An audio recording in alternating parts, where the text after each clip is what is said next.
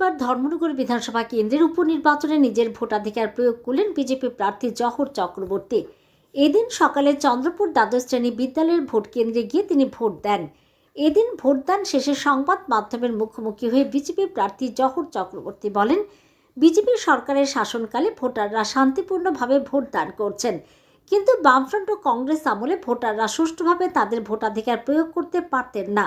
ভারতীয় জনতা পার্টির শাসনকালে ভোটাররা উৎসবের মেজাজে নির্ভয়ে ভোট দিচ্ছেন বলে দাবি করেন তিনি অভিযোগ করে বলেন, সিপিআইএম এবং কংগ্রেস দল বিভিন্ন ভোট কেন্দ্রে পোলিং এজেন্ট পর্যন্ত দিতে পারেনি।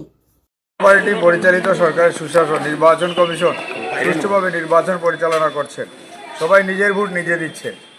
এটাই তো ভারতীয় জনতা পার্টি পরিচালিত সরকারের সুশাসন, নির্বাচন কমিশন যে নিরপেক্ষ ভূমিকা পালন করছেন, এটা থেকেই প্রমাণিত হয়।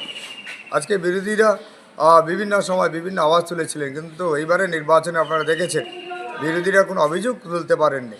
সবাই নির্বাচনের কাজ সুষ্ঠুভাবে সুন্দরভাবে পরিচালনা করেছেন, কোনো অসুবিধা হয়নি কারো। কিন্তু আজকের নির্বাচনে আপনারা দেখেছেন যেভাবে আমরা দেখলাম, আমাদের বিরোধী দল সমস্ত জায়গায় পোলিং এজেন্ট দিতে সক্ষম হননি, দিতে পারেননি ওনারা। সেম স্টেশনে নেই, এই কনস্টিটিউয়েন্সির অন্য জায়গা থেকে এনে ওনারা পোলিং এজেন্ট দিয়েছেন। যেখানে ফিমেল বুথ রয়েছে, 11টা বুথকে ফিমেল করা হয়েছে, সেখানে ওনারা ফিমেল পোলিং এজেন্ট দিতে পারেনি। তার থেকেই প্রমাণিত হয় যে বিরোধীরা শুধু নির্বাচনের সময় ওনারা এসে ভোট যুদ্ধে অবতীর্ণ হন, বাকি সময় যে ওনারা যে সাধারণ জনগণের পাশে থাকেন না, ভোটারদের যে পাশে থাকেন না, এটাই সব থেকে বড় প্রমাণ। এটা প্রমাণিত হলো, আবার বারবার প্রমাণিত হচ্ছে আমাদের ত্রিপুরা রাজ্যে, সমগ্র ভারতবর্ষে। কিন্তু আজকের এই উপনির্বাচনটা আবার প্রমাণিত হলো যে বিরোধীদের সঙ্গে সাধারণ ভোটার, সাধারণ জনগণ, সাধারণ পাবলিক ওনাদের সঙ্গে নেই। এটা প্রমাণ পেয়ে গেলাম। নমস্কার সবাইকে, ভারত মায়ের জয়।